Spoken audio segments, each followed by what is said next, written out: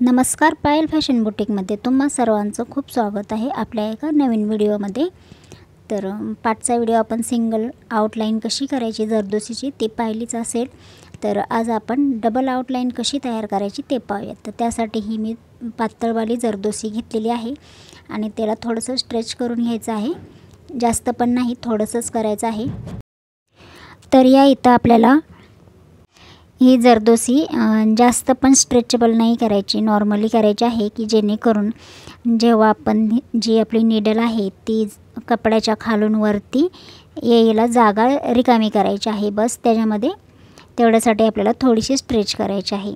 आणि या इथं सुईच्या जी नीडलचं टोक आहे तेवढंच मी इथं जरदोसी कट करून घेणार आहे, म्हणजे आपल्या जी नीडल आहे त्याच्यामध्ये ती व्यवस्थित फिट होईल एवढीच आपल्याला जरदोसी कट करून घ्यायची आहे। तर साईजनुसार जरदोसी कट केलेली आहे या इथं। तर आता आपण वर्क करायला स्टार्ट करूया। तर सर्वात अगोदर काय करायचं आहे, आपल्याला इथं धागा लागणार आहे। नॉर्मली जो आपला शिलाई मशीनचा धागा असतो तो आपल्याला धागा घ्यायचा आहे आणि या धाग्याच्या मदतीनेच आपण ही जरदोसीचं वर्क करणार आहोत। तर एक सिंगल लाईन आखून घ्यायची जेणेकरून आपले जे वर्क आहे ते बरोबर सरळ लाईनमध्ये येईल, अशासाठी आपल्याला लाईन आखून घ्यायची आहे।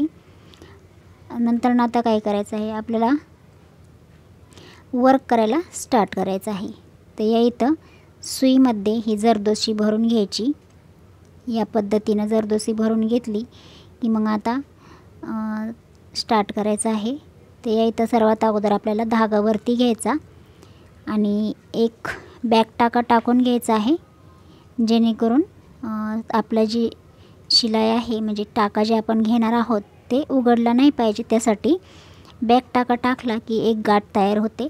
आणि या इथं जरदोसी उडत होती टाका घेतल्यानंतर ना, तर मग तिला काय केलं, वेल्वेटच्या कपड्यावरती ठेवून घ्यायचं आहे। आणि मग आता आपल्याला या इथं छोटे छोटे टाके टाकून घ्यायचे आहेत।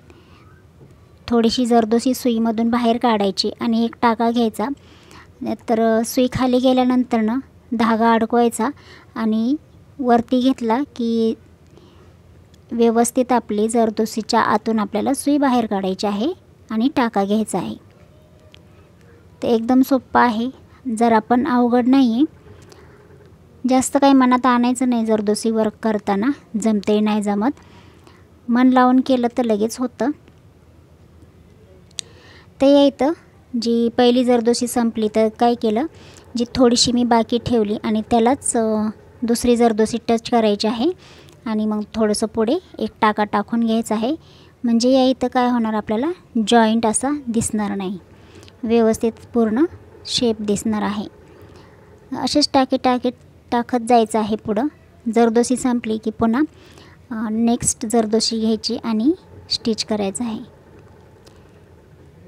जेव्हा आपण जरदोसी स्टिच करत असतो त्यावेळेस पहिल्यांदा नीडलचं तोंड हे आपल्याकडे ठेवायचं, त्याच्यानंतरनं जेव्हा वरती घेणार त्यावेळेस त्याचं तोंड वरती ठेवायचं आणि हलक्या हाताने आपल्याला सुई पुढे घ्यायची आहे।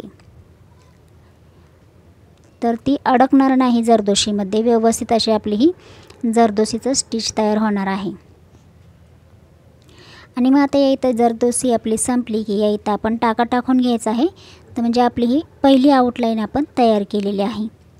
तर आता आपल्याला सेकंड आउटलाईन तयार करायची आहे। तर तुम्ही जिथं गाठ मारली त्या ठिकाणावरून बी स्टार्ट केला तरी चालते किंवा या इथूनही तुम्ही स्टार्ट करू शकता।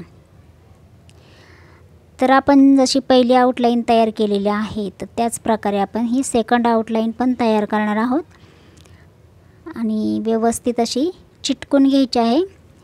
दोन आउटलाईनच्या मध्ये आपल्याला अंतर असं ठेवायचं नाही आहे, दोन्ही शेजारीच आले पाहिजेत। जेव्हा आपण ब्लाऊजवरती वर्क करू तर टाके आपले छोटे असले पाहिजेत।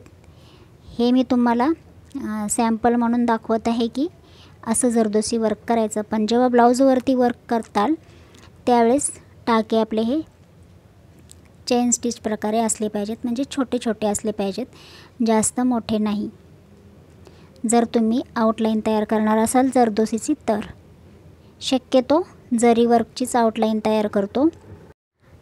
तर सेम प्रोसेस आहे, याच पद्धतीने आपण ही सेकंड आउटलाईन तयार करू. म्हणजे ही आपली काय होणार की डबल आउटलाईन तयार होत आहे जरदोसीची या इथे.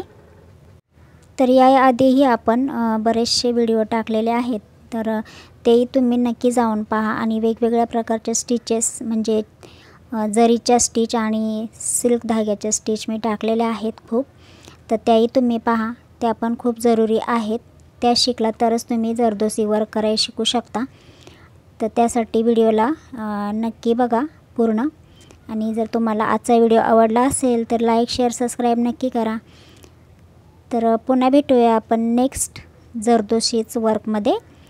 याच्यानंतरनं जरदोसी वर्कची तिसरी स्टेप आपण पाहणार आहोत.